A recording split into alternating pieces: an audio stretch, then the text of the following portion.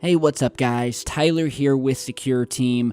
After everything that's happened this past week, I had to skip town.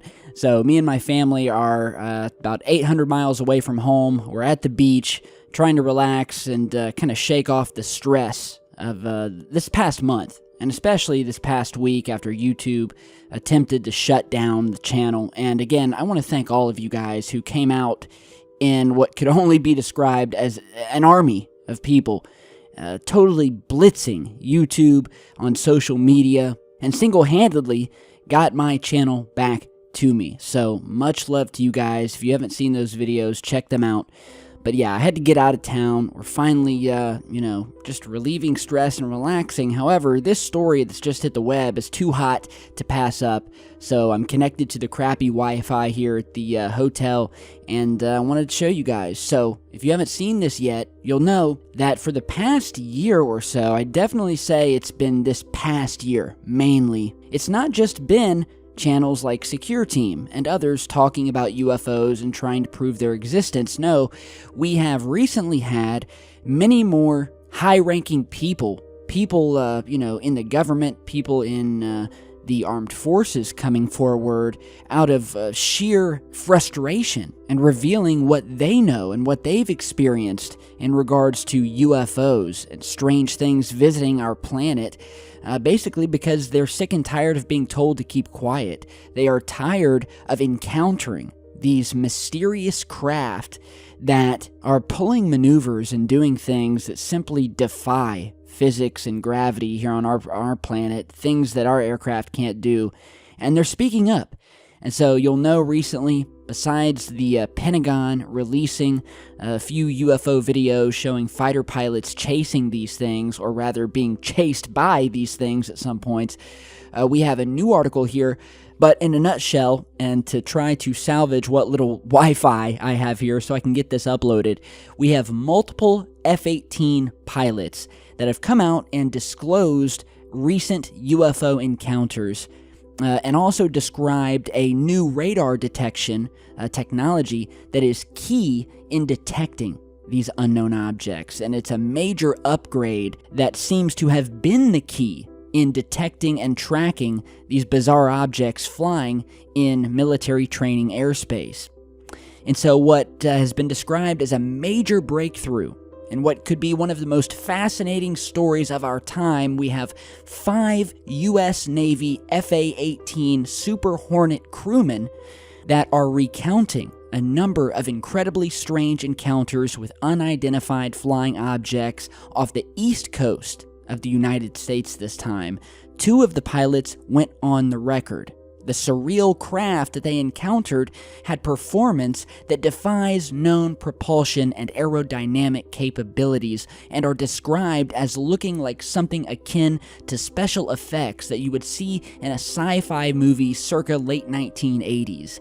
The pilots' accounts also point to a major sensor upgrade on their aircraft that made the presence of these craft even detectable at all.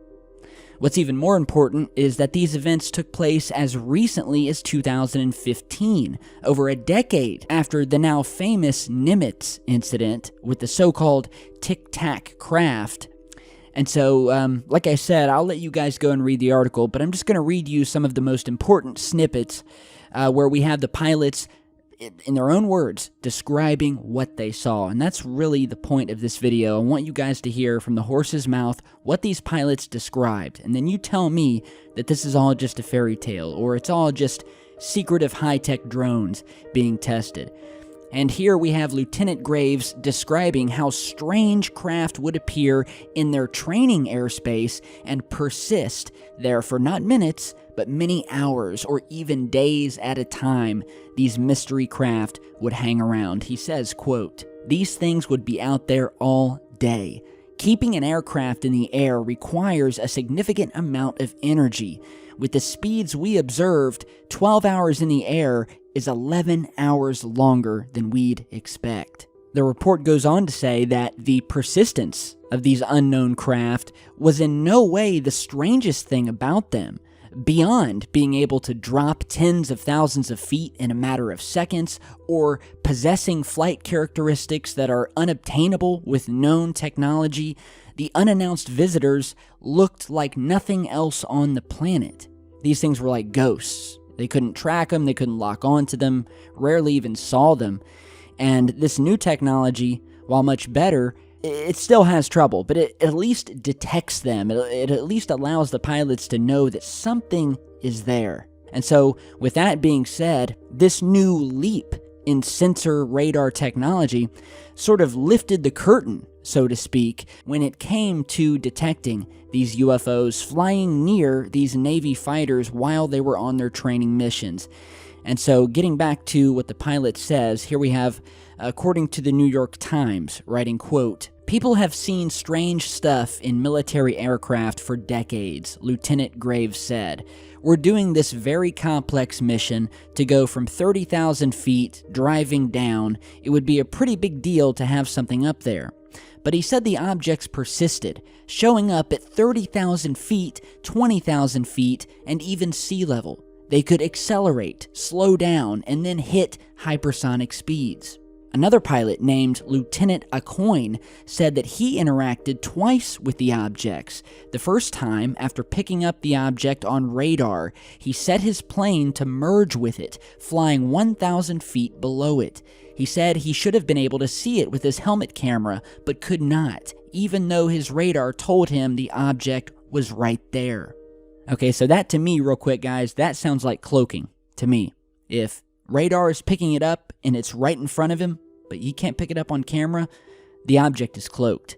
So the report goes on to state here, a few days later, Lieutenant Acoin said that a training missile on his jet locked on to the object and his infrared camera picked it up as well. He says, quote, "I knew I had it. I knew it was not a false hit. But still, I could not pick it up visually." At this point, the pilots said they speculated that the objects were part of some classified and extremely advanced drone program. But then, the pilots began seeing the objects. In late 2014, Lieutenant Graves said that he was back at base in Virginia Beach when he encountered a squadron mate just back from a mission with, quote, "a look of shock on his face."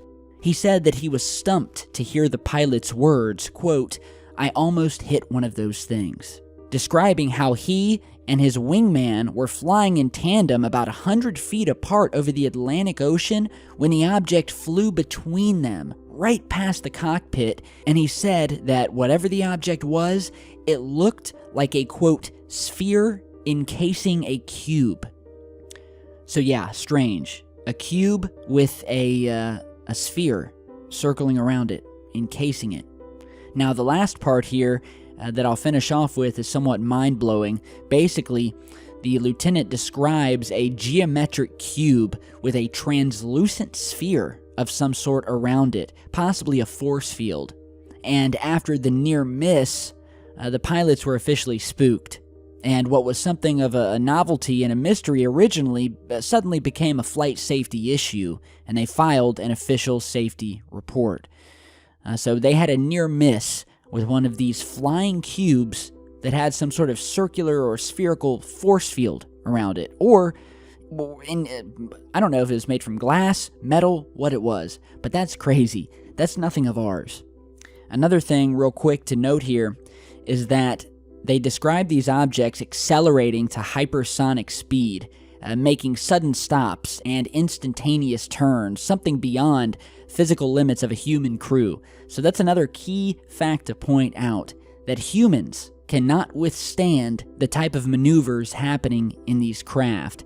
Amazing, amazing revelations. I'll save the rest for you guys to check out. If you want to go ahead and read the articles, I'll put the links down below. But the key factors here, more pilots, this time on the East Coast, coming out of frustration, describing mysterious craft shaped like cubes with spheres around them that are being picked up on radar but are unable to be visualized on camera, as if they're using some sort of cloaking mechanism.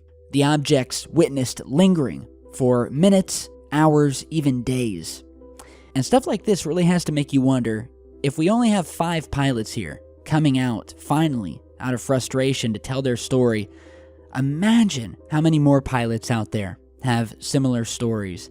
Is this a worldwide event? It has to be. We know it is because the other evidence we've shown on the channel over the years, it validates that. It's a worldwide event. It's an off-planet event. Dare I say it's a universe-wide event, or at least a solar system-wide event. Because the strangeness isn't just in our skies, it's off-planet. It's above Mars, it's above Saturn, it's above Titan and Europa and other moons. So, really, really cool.